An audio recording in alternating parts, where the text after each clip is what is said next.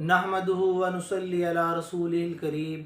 अम्मा बाद फ़अऊज़ु बिल्लाहि मिनश शैतानिर रजीम बिस्मिल्लाहिर रहमानिर रहीम व नज़अना मा फ़ी सुदूरिहिम मिन ग़िल्लिन इख़्वानन अला सुरुरिन मुतक़ाबिलीन। सूरत हजर की आयत नंबर 47। दोस्तों, मैंने बड़ी कोशिश की, मैंने इरादा भी किया कि मैं रमज़ान में इंशाअल्लाह कोशिश करूँगा कि एक वीक में कम से कम 2 वीडियोस तो लाजमी बनाऊँ, ताकि वो मेरे लिए भी नेकियों का बायस बने, और अगर कोई सुनकर उस पर अमल कर ले मेरे समेत तो उसका भला भी हो जाए और मुझे भी उसकी नेकियों में से कुछ हिस्सा मिल जाए। लेकिन इतनी रूटीन मसरूफ़ रही, इतने मामलात रहे कि वो सब कुछ नहीं कर सका जो करना चाहता था। खैर अल्हम्दुलिल्लाह, जैसा रमज़ान गुज़रा वो भी अल्लाह ताला का करम, उसकी मेहरबानी कि निकम्मे बंदों ने चलो रोज़े रख लिए, थोड़ा सा क़याम कर लिया, थोड़ा कुरान पढ़ लिया। खैर अब रमज़ान का आखिरी अशरा है, आखिरी रातें जा रही हैं। ताक रातों में हम लोग क़याम करते हैं, अल्लाह से गिड़गिड़ा कर दुआएँ मांगते हैं, अल्लाह से मग़फ़िरत तलब करते हैं। 2 रातें गुज़र गई हैं, ताक 3 रह गई हैं। तो मैंने कहा चलो उसी निस्बत से मैं कुछ बात कर लूँ, कोई मेरा भाई कोई सुन ले, उस पर अमल कर ले मेरे समेत, तो शायद उसके लिए और मेरे लिए ये बेहतर हो जाए, आखिरत में भी और दुनिया में भी। और आपको पता है कि लैलतुल क़द्र जो है वो आखिरी अशरे की ताक रातों में से कोई एक रात होती है। और हज़रत आयशा रज़ियल्लाहु ताला अन्हा ने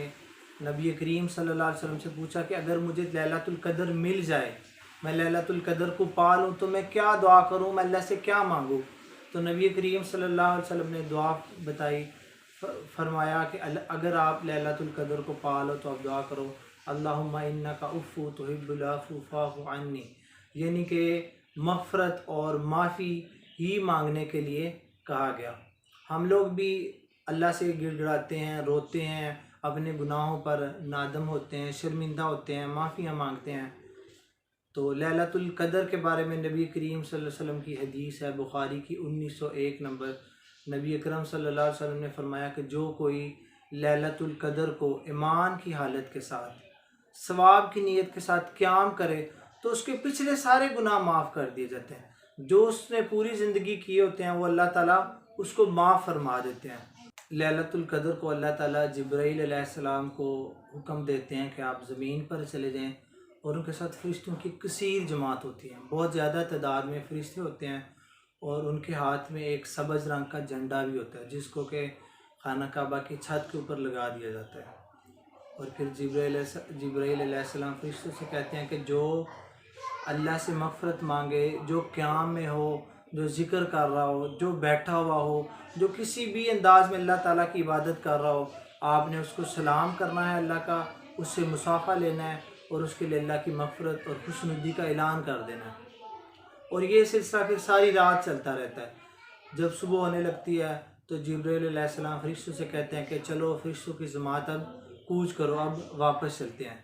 तो फ़रिश्ते जिब्राईल अलैहिस्सलाम से पूछते हैं कि अल्लाह ने उम्मत मुहम्मदिया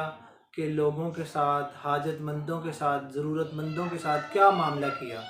तो जिब्राईल अलैहिस्सलाम फरमाते हैं कि अल्लाह ने उनकी हाजत, उनकी ज़रूरत सुनी, उनकी तरफ तवज्जो की और उनको माफ़ कर दिया,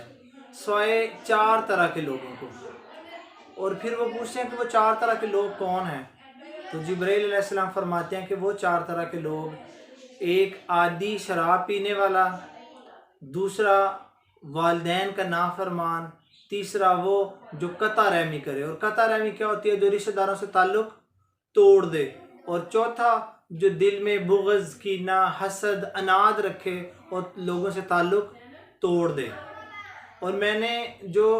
आयत पहले तलावत की, सूरत हजर की आयत नंबर 47, व नज़अना मा फ़ी सुदूरिहिम मिन ग़िल्लिन इख़्वानन अला सुरुरिन मुतक़ाबिलीन, उसमें भी अल्लाह ताला फरमाते हैं कि उनके दिलों में से जो कुछ रंजस और कीना था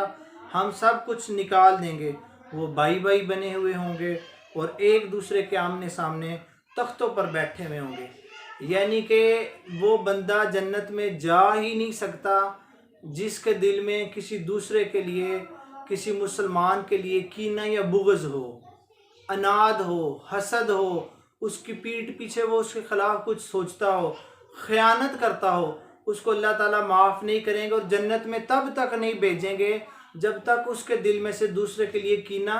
نکال نہ دیں۔ اور لیلۃ القدر کو بھی، لیلۃ القدر والی رات بھی اس بندے کو معافی نہیں ملے گی اگر اس نے قطع رحمی کی ہوئی، یعنی کہ اگر رشتوں سے تعلق توڑا ہوا، رشتہ داروں سے، یا کسی مسلمان بھائی کے لیے وہ دل میں بغض اور عناد رکھتا ہے۔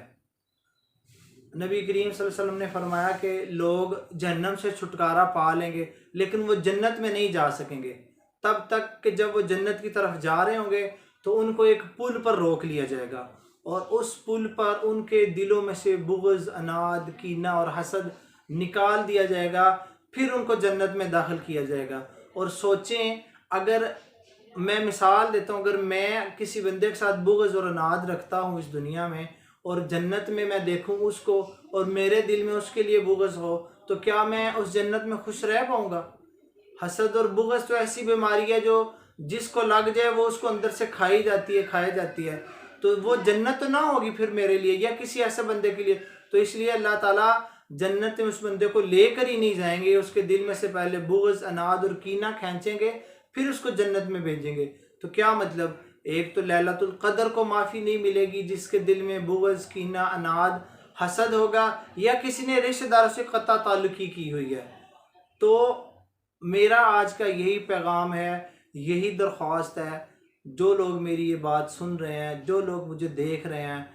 3 راتیں رہ گئی ہیں، 3 طاق راتیں رہ گئی ہیں، 3 ایسی راتیں رہ گئی ہیں جب اللہ تعالیٰ مسلمانوں کو معاف کرتا ہے، مغفرت دیتا ہے، لیکن اگر یہ اعمال کیے ہوئے ہوں، بغض رکھا، کینہ، حسد، عناد یا قطع تعلقی کی ہوئی کسی رشتہ دار ساتھ، تو پھر معافی نہیں ملنی۔ اور قرآن سے بھی میں نے آپ کو بتا دیا کہ اللہ تعالیٰ نے پہلے یہ نکالنی ہے، بغض، کینہ، حسد، اور پھر جنت میں بھیجنا ہے۔ تو کتنا ہی بہتر ہوگا کہ ہم اپنے اللہ کے سامنے گڑ گڑانے سے پہلے، اس سے معافی مانگنے سے پہلے، اگر ہم نے کسی کے لیے اپنے دل میں بغض، عناد رکھا ہوا ہے تو اس کو ابھی نکال دیں، اور اگر کسی سے قطع تعلقی کی ہوئی ہے، کسی سے لڑے ہوئے ہیں، تو جا کر اس کو منا لیں، تاکہ جب ہم اپنے رب کے سامنے سر بسجود ہوں، جب اس سے معافی مانگیں تو کوئی ایسا بندہ جس سے ہم نے بغض، عناد یا قطع تعلقی کی ہو وہ نہ ہو، کیونکہ یہ حقوق العباد کا معاملہ ہے، اور اللہ تعالیٰ حقوق العباد تب تک معاف نہیں کرتے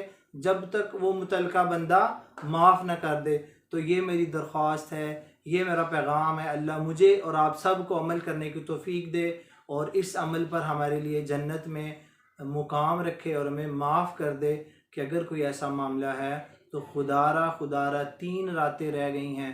5-6 روزے رہ گئے ہیں، آپ اپنے رب کو راضی کرنے کے لیے پہلے اس کے بندوں کو راضی کر لیں، پھر یہ اللہ تعالیٰ راضی ہو جائے گا۔ اور کسی کو نہیں پتہ کہ کس نے یہ 6 راتیں پوری کی پوری جاگنا ہے، پوری کی پوری زندہ رہنا ہے، یا یہ رمضان گزار کر اگلا رمضان دیکھنا نصیب ہونا ہے کہ نہیں ہونا۔ تو بس یہ 6 برکتوں والی، 6 مغفرت والی، معاف کروانے والی راتیں رہ گئی ہیں، 3 ان میں سے طاق ہیں۔ یہ میری درخواست ہے، درد مندانہ درخواست ہے، اس پر عمل کریں، غور کریں اور اپنے رب کو راضی کرنے کے لیے پہلے اس کے بندوں کو راضی کر لیں۔ اللہ میرا بولنا اور آپ کا سننا قبول فرمائے، اور اگر کوئی ایسا معاملہ ہے تو ہمارے حال پر رحم کرے، ہمیں توفیق دے کہ ہم اپنے سے ناراض لوگوں کو اور جن کے لیے ہم بغض، عناد، کینہ اور حسد رکھتے ہیں وہ دل سے نکال دیں اور معافی مانگ لیں۔ وما علینا الا البلاغ المبین۔ السلام علیکم ورحمۃ اللہ۔